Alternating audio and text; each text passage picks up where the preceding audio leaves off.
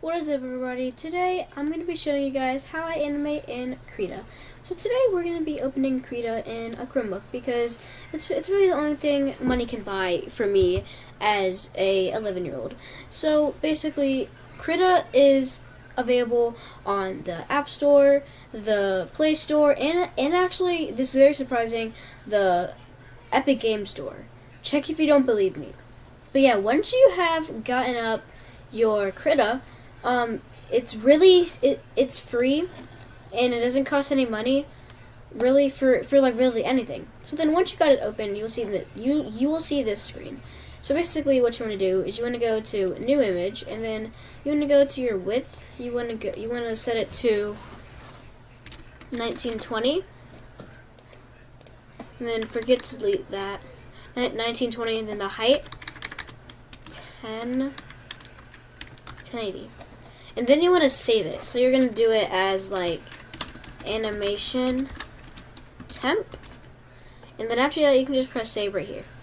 Then after you press save, we can just go to create. And then we got our blank canvas right here.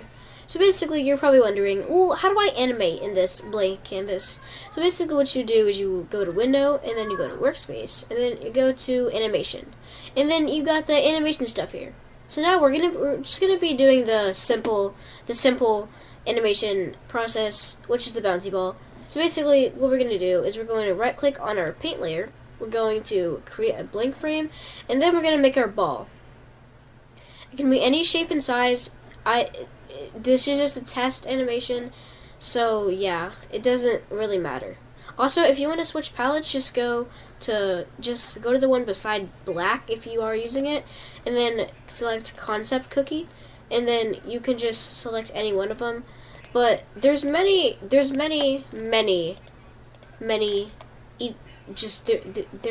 many. So I'm gonna be making a blue bouncy ball because blue is my favorite color. So now we got our blue bouncy ball, what we can do is we can take this tool right here called the Move a Layer tool, and then after we move a layer tool, we can just move it right here, and then we're going to right click on our second frame, and we're going to do the create duplicate frame. And then we're just going to repeat the process until we get down. Also, another thing before I forget, you see this little light bulb right here? Yeah, this is the onion skin. So you can see how far you put your ball down, and then what you do is you just repeat the process really. So we're going to get it at like a good stopping point, and then another thing that you're going to learn is squash and stretch. So right here is like the typical like squash and stretch line, because if you think about it, a ball, whenever you're bouncing it, it doesn't like touch like the little line thing. If you're at a gym, it doesn't necessarily touch it directly. It would probably be like a string, but then if you think about it, the foreground would be to like right here, if you think about it. So then like it'll have to, then if you think about it, if we move this up a little, because we are gonna be using it, if you move this up a little, you can like you really can play with this. But oh crap, what did I do? But yeah, also whenever you're making backgrounds, you can just select this plus button right here, and then you can just drag this like underneath it with this slide right there. So then we're gonna do a line tool, because this is how I get like my perspective and stuff. So then we're gonna go back to the paint layer, and then we're going to be like just putting it down right here. So you see how like it goes through, and then it looks like it's actually like touching the ground. So then we're gonna do another create duplicate frame, and then we're gonna use this tool right here, and then we're just gonna squash it down. So then I'd say like this would be like a rubble or something, and then we're gonna let it sit for 2 frames. So then it'll be just this frame and this frame. And then after that, what we want to do is we want to create another. We're going to create another duplicate frame, and then we're going to move it up like this. Also, your circles, whenever you squash it up, it doesn't have to be perfect. So we're going to let that sit for 2 frames, so this frame and this frame.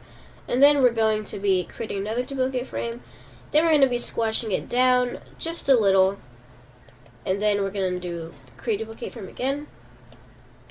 Then we're going to squash it up, and we're going to move it up. So basically, this is like the big part whenever you like start to realize what like the repeating process is doing. You're just duplicating a bunch of frames and using onion skinning. Also, if you want to export this to like YouTube, or like if you want to export it as something, it's just another video for that. But yeah, that's basically what we have, and then we can test it, and it looks pretty good. But then here's the problem though. Whenever I played it, it looks good, but then like it just like moved on, and then it didn't stop at frame 12.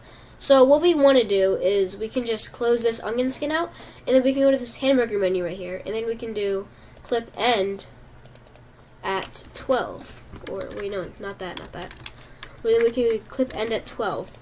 So then now we can run it, and then it looks pretty solid. So it looks like an actual bouncy ball.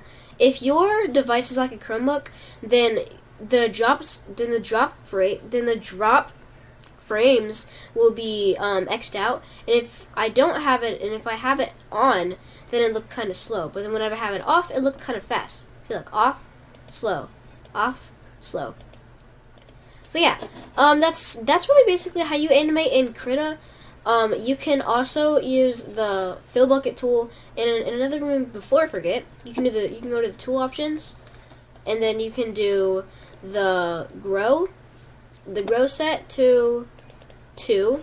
So then I'm gonna hide this layer. I'm gonna hide this layer too. I'm just gonna make a new layer. So basically, this is what it'll look like. So say if we have like a square, and then we can just fill it in, and then it'll get like that perfect, it'll get like that perfect fill-in line. Unlike those cheap animation apps where like they don't fill it in and they're too lazy to make that. But yeah, so that's basically how you animate in Krita, and now it's time to export it. So basically what you want to do is you want to go to edit, you want to go to file, and then you want to go to save as, and then you want to go down until you see the GIF image. Also, big warning, before you do this, you have to turn onion skinning off, or else whenever you export it, it's going to look wrong. So basically, now that we have the GIF image, we can just do OK, and then it'll save, and then yeah, it'll save in your files, and you can name it United GIF. Then you can just press save, and then you want to press OK. So then we can go to file again, and then we can do render animation, and then we can do export as a video, and then the video location will be United MP4, or we can just change it to, why not, I'm just gonna name it Tut, and then the FFmpeg location, you will need that, but I'm not sure how to get an FFmpeg on Chromebook. So we're gonna press OK, but then if you're on Windows and doing this, then yeah, then like it'll still work, and then it says could not render animation under an error. But yeah, that's basically how you get to a point of it. The Chromebook users, I'm very sorry, but I'm gonna try to find it in my files. So whenever I can find it in my files, and then with the Chromebook users, you'll have to go to your files and go to recent, and then I think it'll be United GIF, yeah. So then we can open it with the gallery, and then we see that it just doesn't do anything. It's fine though, because I think you can't export an FFmpeg, and you also can't export a exe file on Chromebook, but you have to use Linux for that, and just no one has time for that. Just keep it how it is. I mean, if you want to add extra stuff to it, hey, that's you. But yeah, that's basically how I animate in Krita. I hope this tutorial finds you well. This is basically just like the animation process of like squash and stretch, but then on the next tutorial, I'm going to be showing you guys how to be drawing like actual like players, and then like getting them to move. So basically this is part 1 of the series, and yes, we're making a series. So yeah, I really hope you guys enjoyed this. Make sure to hit that like and subscribe button, and also don't forget to drink your water and stay icy.